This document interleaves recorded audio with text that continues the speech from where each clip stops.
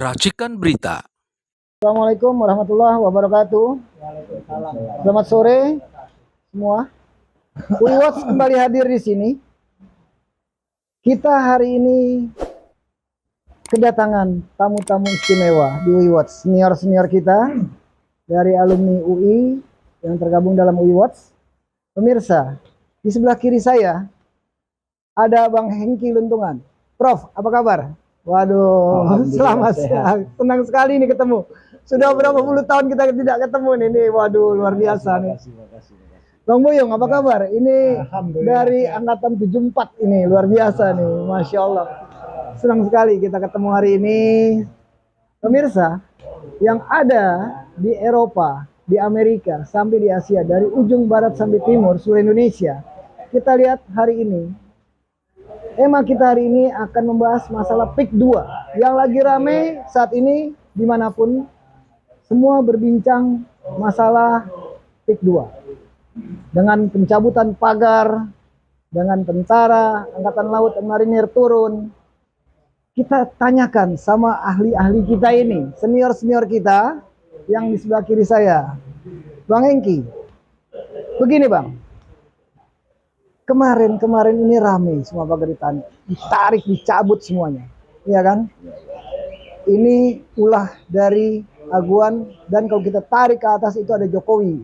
Ceritanya seperti itu.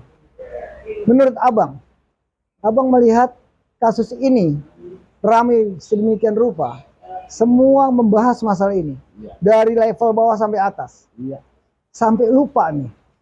Takutnya bukan pengalian isu sih, tapi yang lain-lain masih banyak masalah soal oligarki dan sebagainya. Cuman orang sekarang masyarakat semua fokus di masalah ini. Pertanyaan saya Bang, hari ini Abang melihat sampai sejauh mana Kabinet Merah Putih, khususnya Presiden terpilih kita Bapak Prabowo, menyikapi hal-hal ini? Apakah ada kebijakan-kebijakan nantinya Bang? Silakan Bang Hengki. Terima kasih. Pertama-tama saya harus menyampaikan Assalamualaikum warahmatullahi wabarakatuh. Waalaikumsalam. Selamat yang merayakan Isra Miraj. Amin. Dan besoknya Long Sipacai bagi saudara-saudara kita yang beragama Konghucu. Terima kasih Bang. Terima kasih nih, pertanyaan bagus sekali nih. Melihat ke belakang tentang PIK 2. Iya. Kalau di tahun 2023, PIK 2 itu sudah mulai terjadi pemasangan pagar. Apakah pemerintah tidak tahu?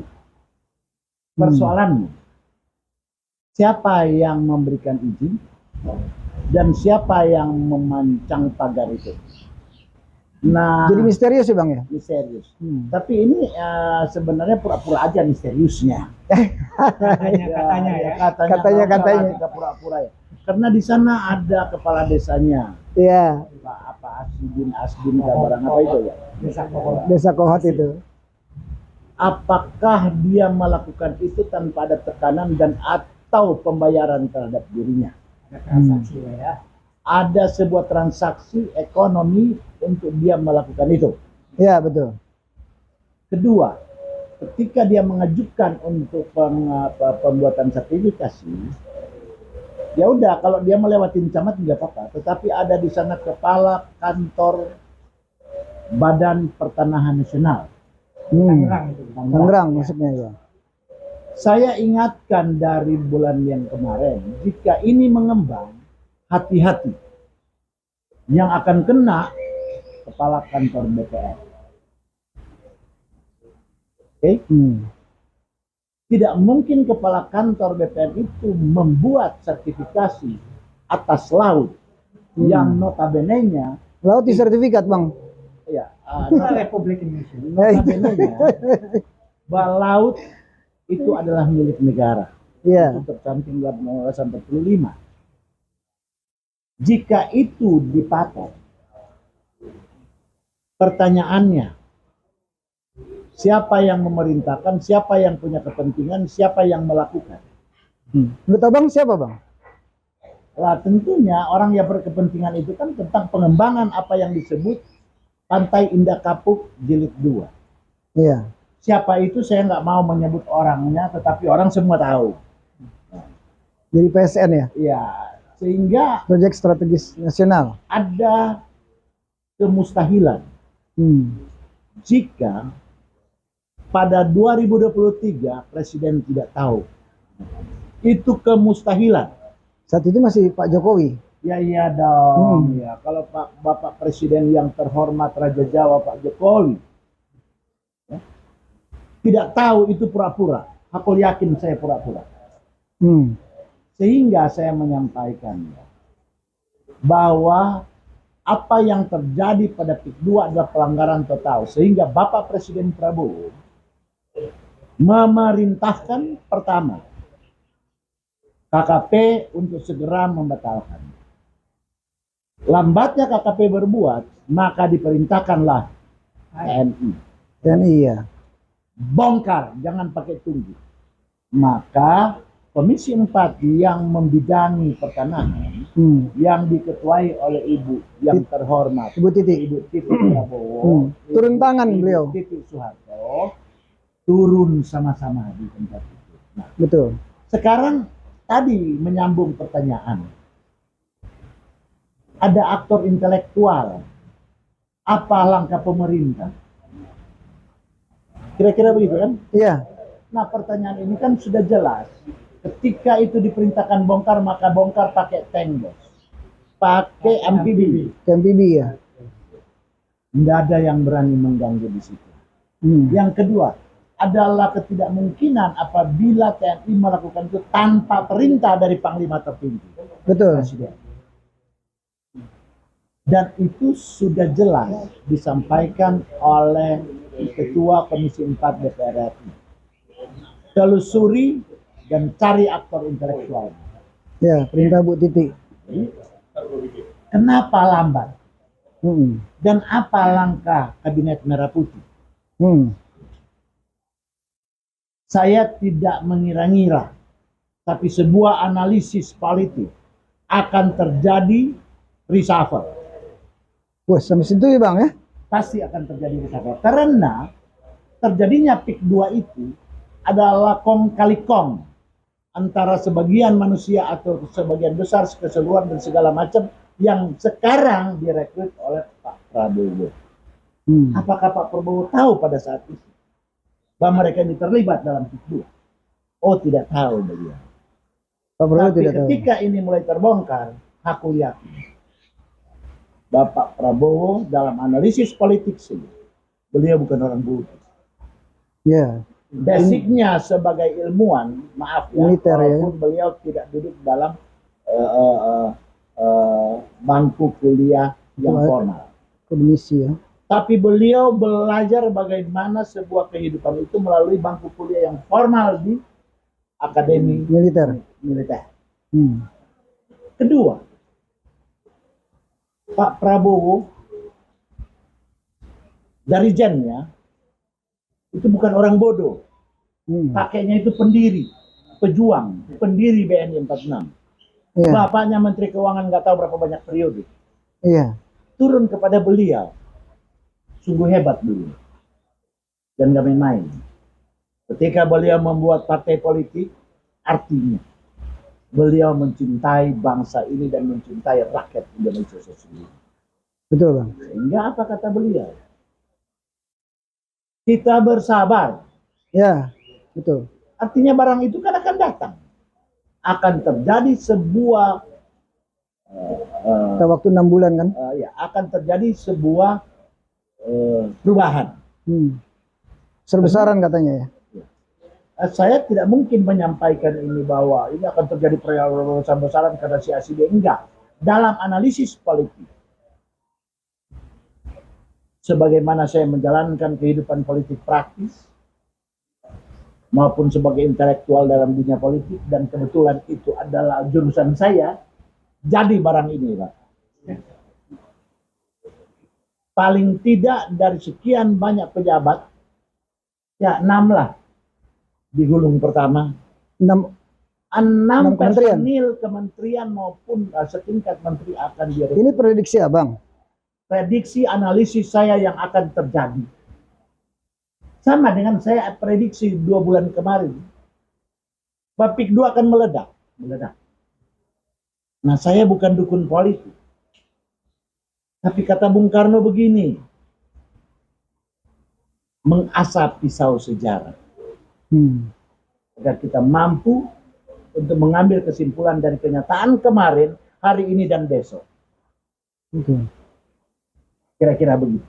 Jadi, ini yang saya harus menyampaikan, bahwa sebagai rakyat biasa, dan sedikit diberikan ilmu pengetahuan, dan sampai sekarang juga kita masih berbicara tentang kemaslahatan orang banyak. Di dalamnya ada manusia dan rakyat.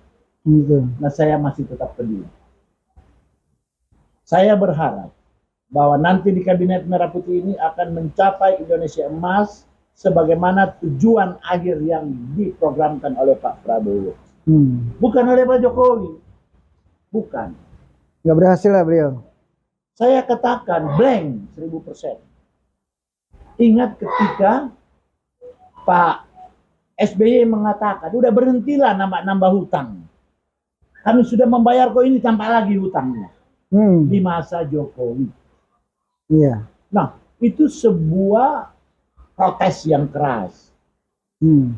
Jadi, keterkaitan dengan PIK 2 itu tentunya tidak hanya bibir pantai Jakarta dan Tangerang yang harus kita sikapi.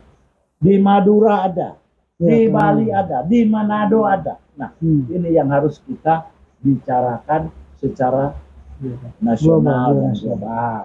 Kira-kira kalau pendapat saya demikian. Terima kasih. Oke, terima kasih Bang Hengki.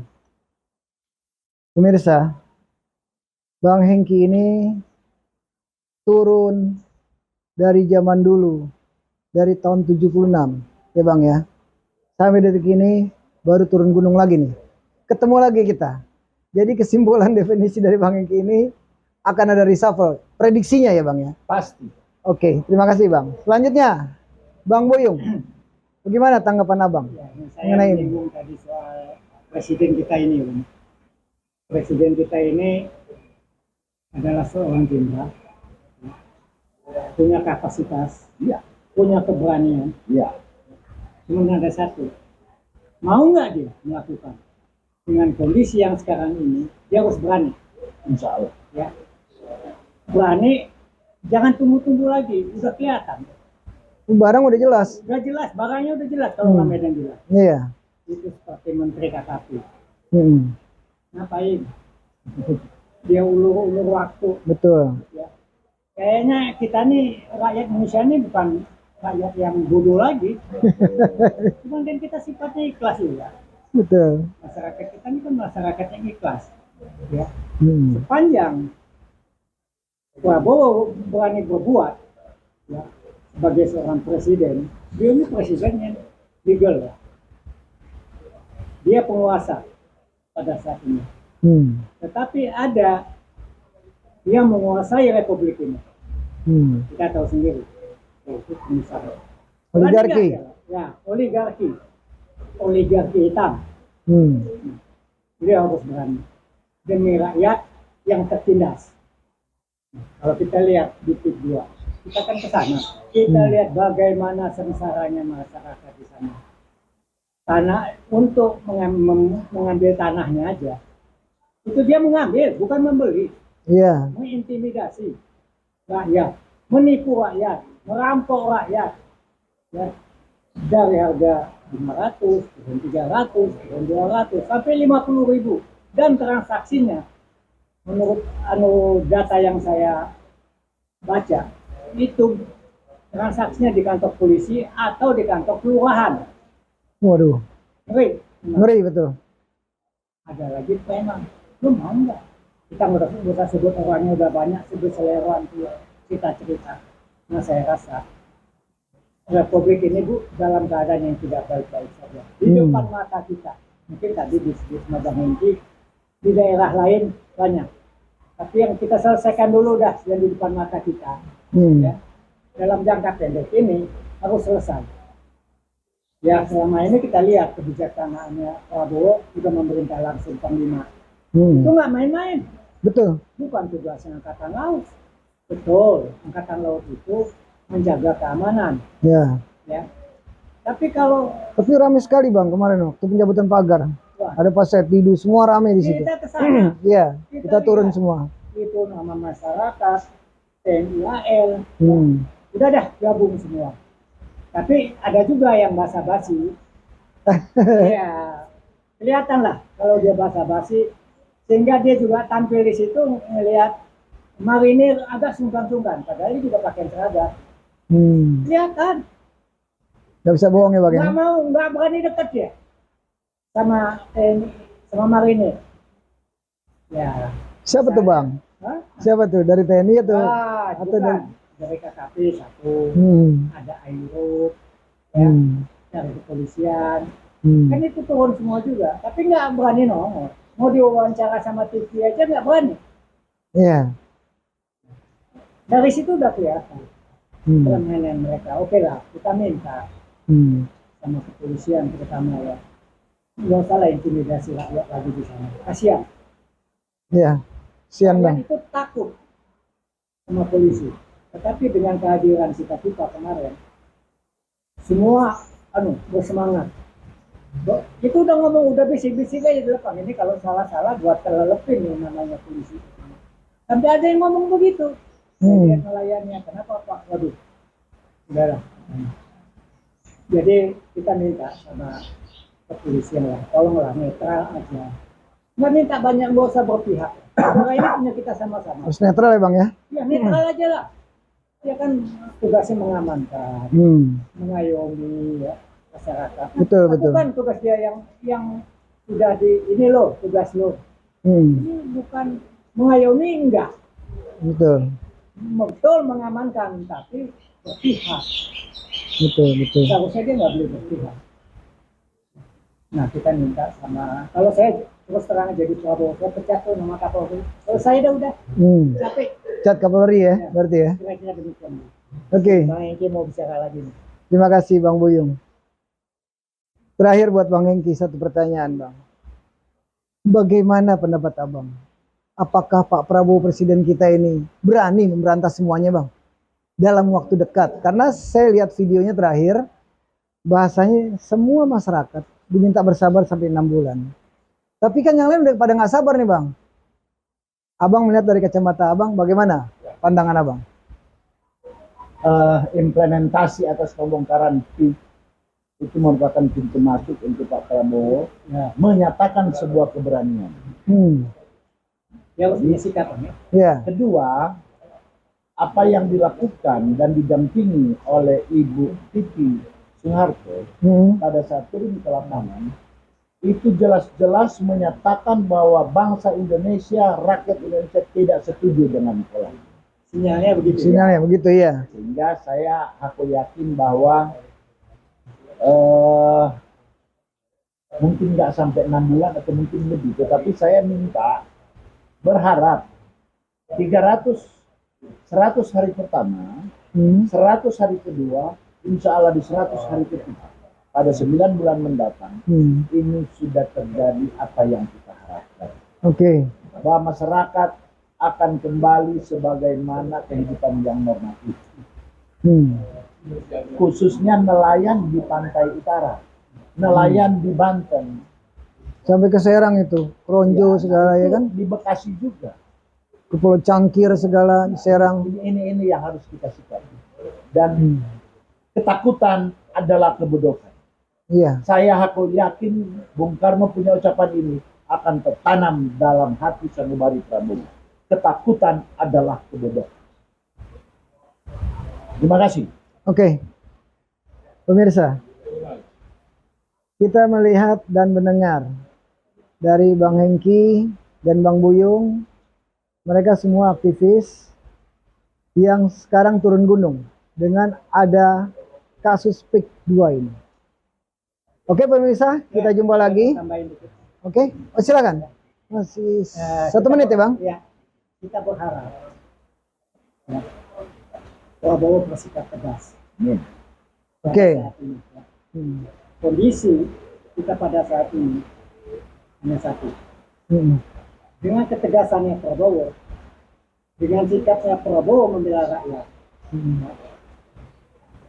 kita dari UI Watch akan mendukung secara khusus. Amin. Saya Oke. juga melihat kemarin di lapangan, secara umum masyarakat yang ada di P2 itu sangat berharap dan mendukung sekali Hmm. sikapnya Prabowo. Yang ketiga, kalau Prabowo juga berani, Hmm. P2 dibatalkan, Hmm. itu langsung dibatalkan saja. Nggak ada untungnya buat rakyat dan nggak ada untungnya buat Betul. negara ini. Saya rasa itu aja. Oke. Jadi tetap semangat ya Bang ya. Ya. Oke, terima kasih pemirsa. Kita jumpa lagi minggu depan, insya Allah. Assalamualaikum warahmatullahi wabarakatuh. Terima kasih Bang. Waalaikumsalam. Ya. Veritas, Probitas, Justisia.